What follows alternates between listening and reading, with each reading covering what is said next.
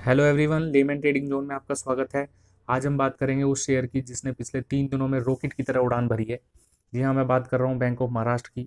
15 फरवरी में जैसे ही ये न्यूज़ रिलीज हुई कि central government 4 state owned public sector banks को प्राइवेटाइज करने का प्लान कर रही है, जिसमें से 2 बैंकों को उसने 2021 में प्राइवेटाइज करने का टारगेट रखा है।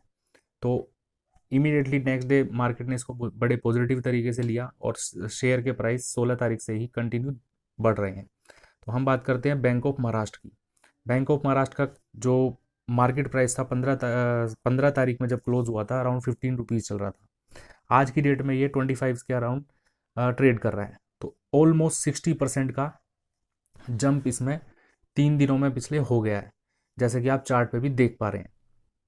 ये शेयर एक पर्टिकुलर पैटर्न में मूव कर रहा था, ट्रायंगल पैटर्न में मूव कर रहा था, बट इस न्यूज़ की वजह से इसने इस पूरे ट्रायंगल पैटर्न को ब्रेक किया और 60% अप होके ये करंटली 25 के अराउंड मूव कर रहा है।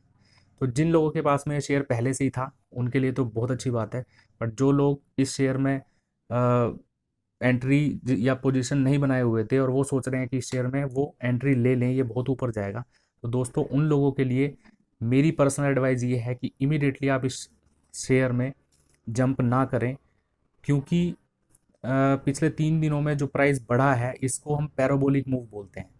जब भी कोई शेयर पैराबोलिकली ऊपर की तरफ बढ़ता है या नीचे की तरफ गिरता है, तो उसके हाई चांसेस रहते हैं कि वो शेयर उतनी तेज़ी से नीचे भी गिरेगा। वॉल्यूम सजेस्ट करते हैं कि इस शेयर में बड़े प्लेयर्स ने एंट्री ली है, बिकॉज जो वॉल्यूम इनफ्लो हुआ है वो पिछले 20 डेज का जो एवरेज वॉल्यूम है उससे बहुत बहुत ज़्यादा है। तो उससे हमें ये सजेशन मिलता है, ये देखने को मिलता है कि इसमें बड़े प्लेयर्स ने एंट्री ली है। तो जब बड़े प्लेयर्स एंटर हो चुके हैं और प्राइस जो है 60% ऊपर जा चुका है, तो अगर बड़े प्लेयर्स अपनी प्रॉफिट बुकिंग करनी चालू करेंगे तो ये शेयर का प्राइस तेज़ी से नीचे भी गिरेगा। तो ऐसे में आपको लॉस हो सकता है अगर आप अभी एंट्री लेते हैं। तो हमें वहाँ एंट्री लेनी है जहाँ पर हमारा अगर नीचे गिरता है तो मिनिमम से मिनिमम लॉस हो, या फिर वहाँ से नीचे गिरने के चांस ना हो। अभी तो बहुत चांसेस हैं इस शेयर के नीचे गिरने के, तो बेशक अब नेक्स्ट 1 to 2 डेज में भी ये ऊपर जाए थोड़ा बहुत, आपको एंट्री नहीं लेनी है। शेयर कोई भी कंटिन्यूसली ऊपर नहीं बढ़ सकता, तो आपको वहाँ एंट्री लेनी है जहाँ पे आपका रिस्क मिनिमम हो। तो ये शेयर जब पुल बैक होगा, नीचे की तरफ आएगा, लोग प्रॉफिट बुक करेंगे, तो इसको नीचे कहीं ना कहीं एक सपोर्ट मिलेगा।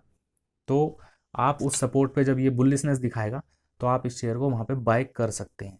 बट अभी इस शेयर में बाय करने की अच्छी अपॉर्चुनिटी नहीं है। ये मेरा पर्सनल व्यू है। दूसरा, जो जब ये शेयर हमारा ऊपर से नीचे की तरफ पुल बैक करेगा, तो जो सबसे पहला सपोर्ट जो हमें मिलेगा वो अराउंड 19 रुपये के आसपास मिल रहा है, which is a very strong support. Okay, जो पहले रेजिस्टेंस था वो अब सपोर्ट बन गया है। 19 रुपये का हमारा एक स्ट्रॉन्ग सपोर्ट प्राइस लेवल है। वहाँ पे अगर ये कुछ हमारा ये शेयर जो है अगर कुछ पुलिसनेस दिखाता है तो वहाँ पर हम इस शेयर में एंट्री ले सकते हैं।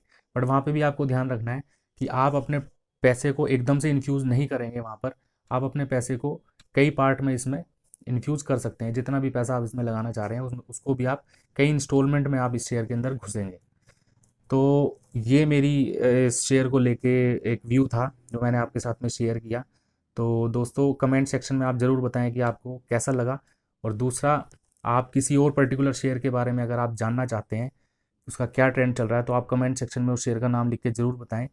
और अभी तक भी अगर आपने मेरे चैनल को सब्सक्राइब नहीं किया है तो प्लीज़ सब्सक्राइब दिस चैनल और बेल आइकॉन का बटन दबाना ना भूलें। आपको इसी तरीके से आपको मैं जानकारियाँ देता रहूँगा और मैं अपनी वीडियोस के थ्रू अपॉर्चुनिटीज़ को होने से पहले आपके साथ में शेयर करने की कोशिश करूँगा। Thank you. अगली वीडियो में मिलते हैं। जय हिंद।